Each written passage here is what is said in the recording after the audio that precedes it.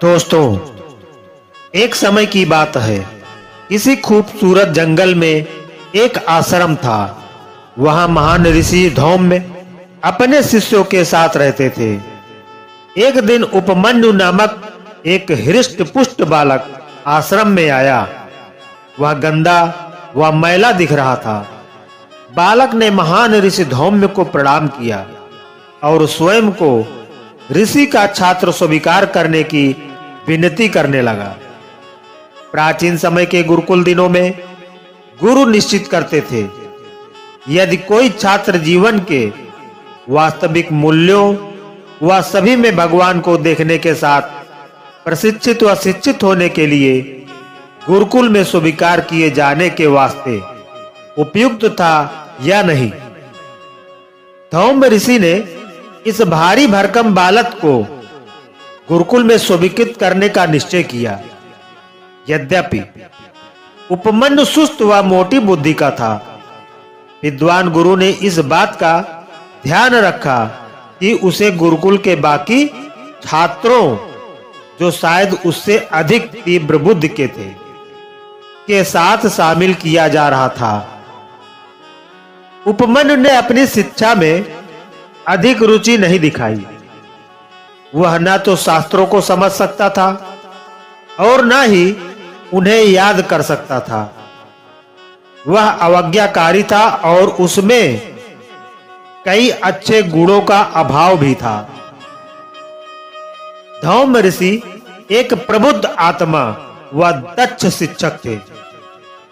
उपमन्यु को उसकी कमजोरियों के बावजूद प्रेम करते थे। ऋषि उसे अपने अन्य होशियार छात्रों से भी अधिक प्रेम करते थे। जल्द ही उपमन्यु भी अपने गुरु धौम्य ऋषि के प्रति अपने प्रेम का प्रतिदिन प्रतिदान करने लगा। अब वह अपने गुरु के लिए कुछ भी करने को तैयार था। गुरु को एहसास हुआ कि उपमन्यु अपनी लोलुपता के कारण मंद बुद्धि था। अत्याहार या लोलुपता छात्रों में बुरा स्वास्थ्य और उनींदापन उत्पन्न करता है। ऐसे छात्र ना तो सतर्क रहते हैं और ना ही स्पष्टता से सोच पाते हैं। वास्तव में इस प्रकार का अतिभोग बुद्धि की मंदता या तमोगुण का कारण होता है। एक गुरु के रूप में धौम्य ऋषि चाहते थे कि उनके सभी छात्र अपना शरीर बरकरार रखने के लिए जितना भोजन अनिवार्य था उतना ही खाएं, अर्थात जीने के लिए खाएं, खाने के लिए न जिएं और जीभ नामक 4 इंच के निरंकुश शासक को नियंत्रण में रखें, यानी अपनी जिह्वा को अपने बस में रखें। उपमन्यु को सुधारने के उद्देश्य से धौम्य ऋषि ने उसे आश्रम की गायों की देखभाल करने का काम दे दिया। उपमन्यु का काम था कि तड़के गायों को चराने लेकर जाना और संध्या काल उन्हें वापस लेकर आना। ऋषि की पत्नी हर रोज उपमन्यु के लिए दोपहर का भोजन बांधकर दे देती थी, लेकिन हृष्ट पुष्ट उपमन्यु की भूख बहुत बलवान थी।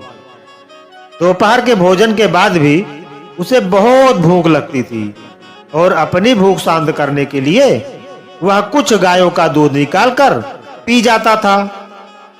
धौम्य ऋषि ने ध्यान दिया कि उपमन्यु और अधिक मोटा हो रहा था। वह चकित थे कि गायों के साथ चारागाह तक चलने व सामान्य भोजन के बावजूद भी उपमन्यु पतला नहीं हो रहा था। इस विषय में उपमन्यु से प्रश्न करने पर उसने सच्चाई से जवाब देते हुए बताया कि वह गाय का दूध पी रहा था। तब धौम्य ऋषि ने उपमन्यु को आदेश दिया कि वह दूध न पिए, क्योंकि गाय उसकी नहीं थी। ऋषि ने उपमन्यु को समझाते हुए कहा कि गुरु की अनुमति के बिना वह दूध नहीं पी सकता। यद्यपि उपमन्यु अपने गुरु के आदेश का पालन करने के लिए सहज ही सहमत हो गया। पर अपनी असंतुष्ट भूख को लेकर अभी भी व्यथित था। उपमन्यु ने देखा कि बछड़ों के अपनी माताओं के स्तन से दूध पीते समय दूध की कुछ बूंदें गिर जाती थी।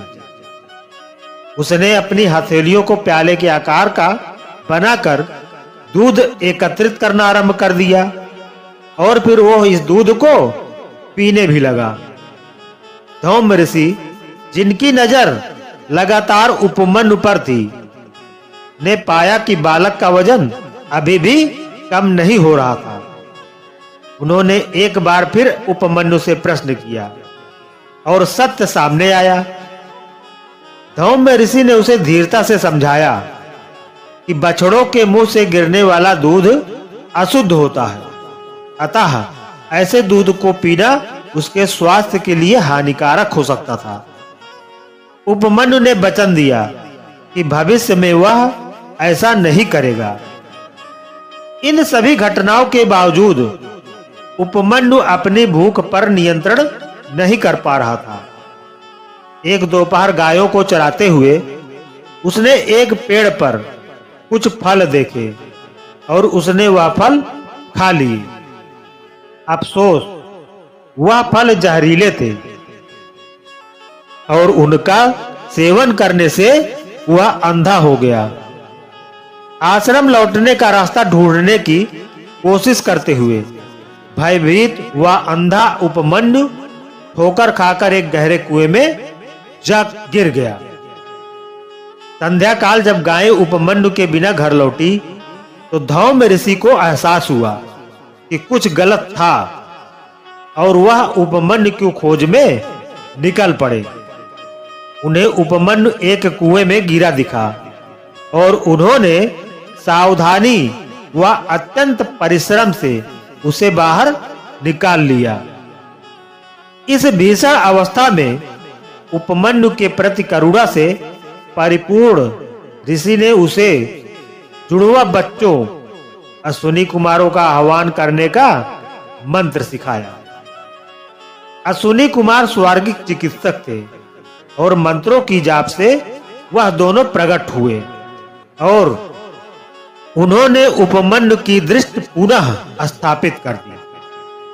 अत्यंत धीरता से धौम्य ऋषि ने उपमन्यु को विशिष्ट रूप से समझाया कि किस प्रकार भोजन की इच्छा ने उसे वह फल खाने पर बाध्य किया था जो जहरीले थे और उसके अंधेपन का कारण थे। ऋषि ने उसे यह भी समझाया कि यदि समय पर उसका बचाव नहीं होता तो कुएं में उसकी मृत्यु भी हो सकती थी। आखिरकार उपमन्यु को अपनी गलती की गंभीरता स्पष्ट हुई और उसने अत्याहार का त्याग कर दिया। फिर वह जल्द ही तंदुरुस्त व स्वस्थ बनने के साथ साथ बुद्धिमान व चतुर भी हो गया। धौम्य ऋषि ने उपमन्यु के हृदय में गुरु के प्रति प्रेम उत्पन्न किया, अतः गुरु ने ब्रह्मा सृष्टिकर्ता का कार्य किया। ऋषि ने अपनी प्रेम पूर्ण सलाह से उपमन्यु की रक्षा की और उसे कुएं में मरने से बचाया। इसलिए गुरु ने विष्णु रक्षक का किरदार निभाया। अतः अंत में गुरु ने उपमन्यु की लालच नष्ट करके महेश्वर का काम किया, जो बुरे गुणों के नाशक है। गुरु यानी शिक्षक वह होता है जो हमें सही आदर्श सिखाता है और सही मार्ग की ओर पथ प्रदर्शन करता है।